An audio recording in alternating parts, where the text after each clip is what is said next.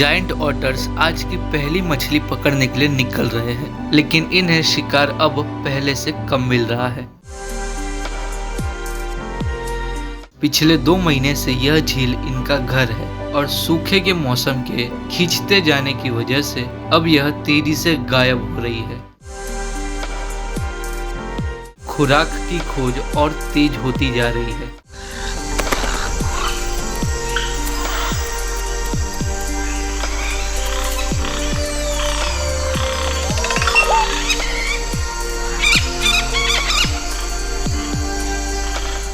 इन pygmy king fishers को अब भी छोटी छोटी मछलियां मिल जाती है, लेकिन बड़े साइज की तमाम मछलियां पकड़ी जा चुकी है।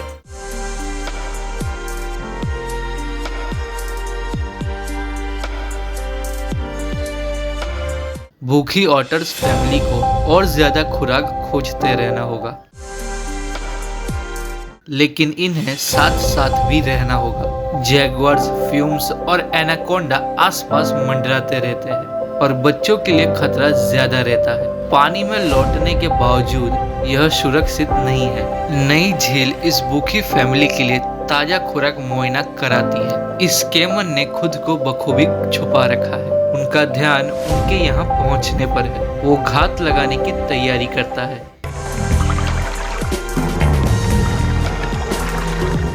ऑटर्स को इनकी मौजूदगी का पता ही नहीं है। वो तो हाल ही में मिले अपने शिकार की दावत उड़ा रहे हैं।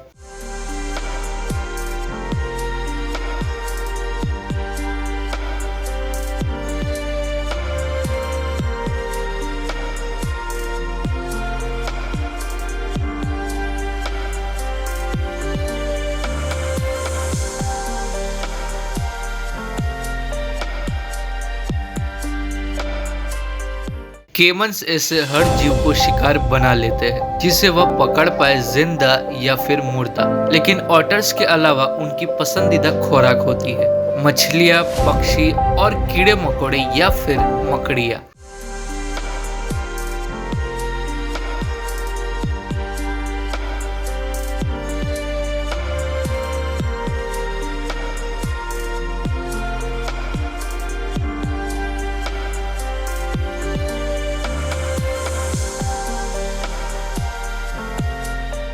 ऑटर्स का ध्यान अपने शिकार पर ही लगा हुआ है।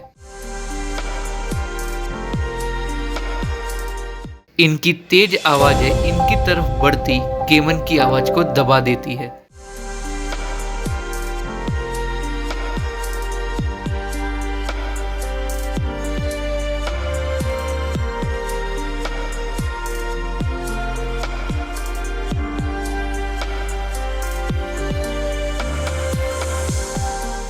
बच्चा लगातार जिद करके अपनी माँ से खुराक को पा लेता है, लेकिन उसे खुराक को दूसरे से बचाना भी पड़ता है।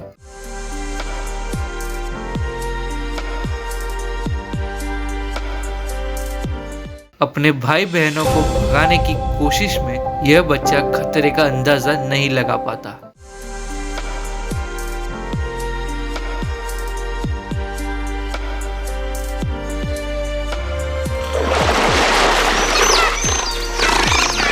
इस बार 6 फुट लंबा केमन नामक रहा, लेकिन केमन की लंबाई 16 फीट तक भी हो सकती है और तब हमले का नतीजा शायद एकदम अलग निकलेगा। सूखी जमीन की वजह से पानी एक बार फिर गर्मियों वाले अपने रास्ते पर ही लौट जाता है। अमेज़न में दोपहर का वक्त है। तापमान गर्म और ह्यूमिड है।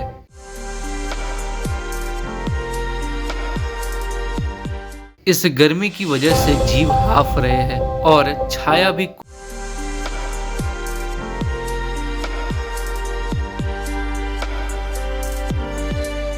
कुछ हफ्ते पहले तक ऑटर्स की नदी के किनारे वाली पसंदीदा जगह पानी में डूबी हुई थी, लेकिन आज यह सूखी और वीरान है।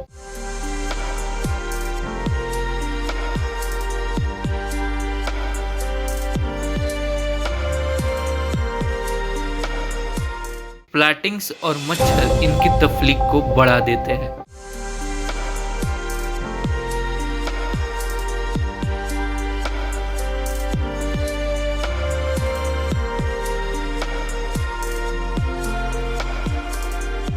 पानी के नीचे जाने से थोड़ी राहत मिलती जरूर है। मैन चैनल के गहरे पानी में अमेजोनिया के सबसे बड़े मैमल को भी लंबे सूखे मौसम का दबाव का एहसास होने लगा है।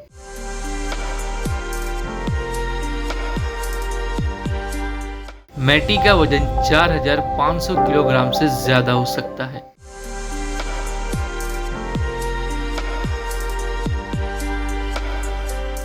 सूखे के मौसम के दौरान तो मैटी अपनी फैट रिजर्व के बल पर 6 महीने तक बिना खुराक के भी यहाँ रह सकती है। इसके ज्यादातर पसंदीदा प्लांट्स अब भी पानी के ऊपर है और इसकी पहुंच से दूर मैटी धीरे धीरे ऊपर और नीचे तैरती रहती है। वो इंतजार करती है कि कब जमीन और पानी के इस मुकाबले में पानी की जीत होगी।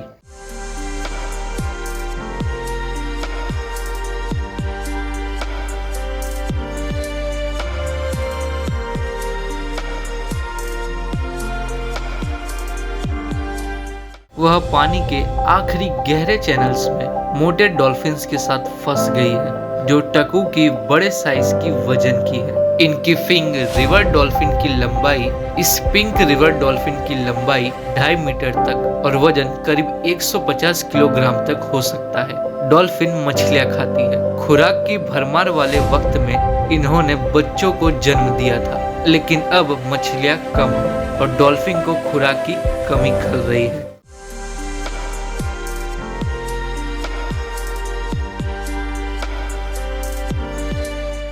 सभी मैमल्स की तरह डॉल्फिन भी ब्रेस्ट फीड कराती है, लेकिन अगर बच्चे की चोंच सख्त हो तो यह काम मुश्किल हो सकता है। तो बच्चा माँ के साथ साथ तैरता रहता है और वह अपने मुंह से दूध छोड़ते जाती है। माँ और बच्चा दोनों साथ साथ पानी के आगे बढ़ते रहते हैं। यह बेबी डॉल्फिन कम से कम अपने पहले जन्मदिन तक अपनी माँ के साथ बना रहेगा।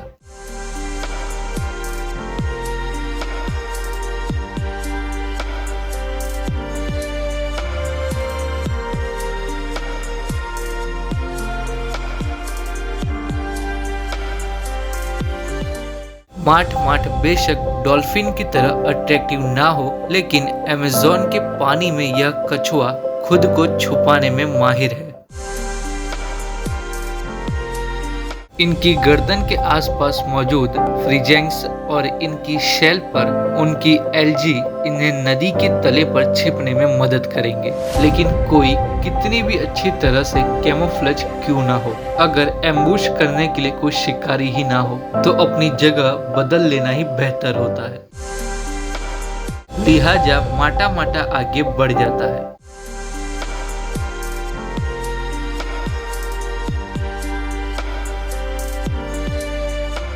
शिकार टूकारने के पास चिंता करने की कुछ और भी वजह है। ये पैर अपने अंडे को बचाने की पूरी कोशिश करता है।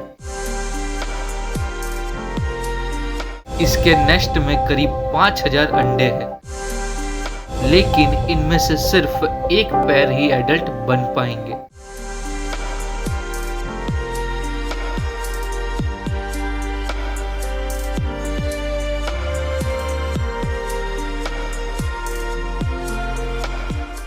लेकिन इनकी यह चिंता सिर्फ एक दिखावा भर है।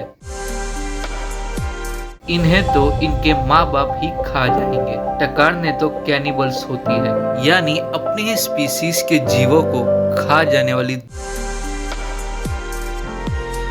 दूसरी तरफ चॉकलेट सफलेट अपने छोटे छोटे बच्चों को खतरे से भरे इस पानी में बहुत ही ध्यान से रखती है।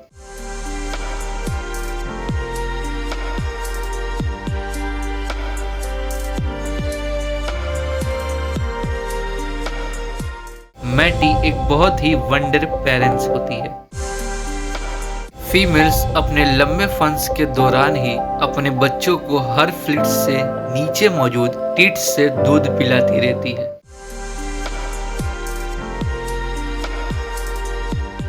प्रचुर मात्रा में खुराक उपलब्ध था, तब इनके जो फैट रिजर्व बनाए थे यह उन्हीं के बल पर मुमकिन हो पाता है। लेकिन मैटी का लंबा इंतजार अब लगभग खत्म होने वाला है। जल्द ही पानी फिर से जमीन पर अपनी बढ़त बढ़ाने वाला है। बारिश फिर से लौट आई है। पौधे अपनी प्यास बुझा रहे हैं।